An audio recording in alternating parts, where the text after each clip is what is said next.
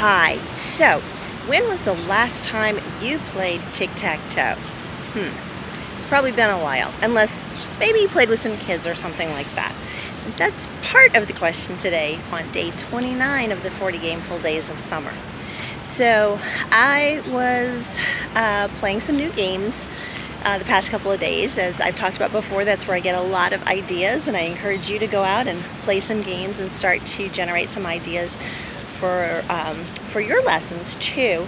But one of the games I was playing is called Color Rings Puzzle, and I try to play games that, you know, completely different types of games, different genres, things, just to, you know, because otherwise it's kind of like we sometimes do in instructional design. We kind of stick with what's comfortable for us. And again, we always have to be trying different things because we have learners that are very different and have different needs, different taste and everything. So I try to mix it up. So I downloaded this one. It's just a little, it's a mobile app. It was free. And I started playing, and immediately I said, this is really just tic-tac-toe. But I still want to play it. Now, what's the difference? Why is it that tic-tac-toe we play for a short time and then we stop? Well, probably because within a pretty short period of time you figured it out, right? And once you kind of figured out that if we both kind of know what we're doing and we play, you know, we're kind of even half paying attention while we're playing, every game is going to end up in a tie. And it stops being fun because it stops being a challenge. So that's what I thought was interesting about this. It was familiar in the sense of I didn't need any explanation. I got it. It was a variation of tic-tac-toe, and that's very important to learners. When you're teaching them something new, they have to have something familiar to anchor that to.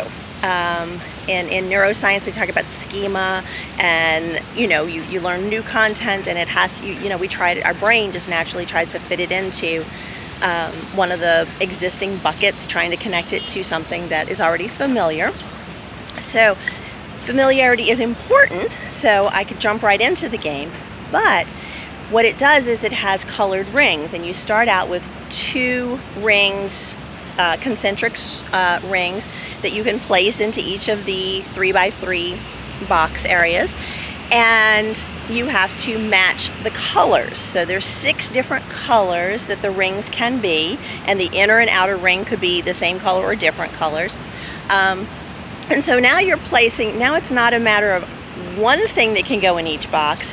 There are, you know, let's see, there's 6, so there's 12 variations that can pop into each of those boxes, and then you know, you could do the math and figure out that's a lot of different options that you could come up with, a lot more than regular tic-tac-toe. So it's much, much more complex, but it's presented in a familiar way, and this is a really important concept, and it's something that we really can strive for when we're developing our learning. Is we want to make things complex enough, and we talked about this before with flow theory. You want to make it complex enough that it stays interesting, but it needs to first of all have something familiar to anchor it to, and then it has to develop. You can't just throw somebody in the deep end.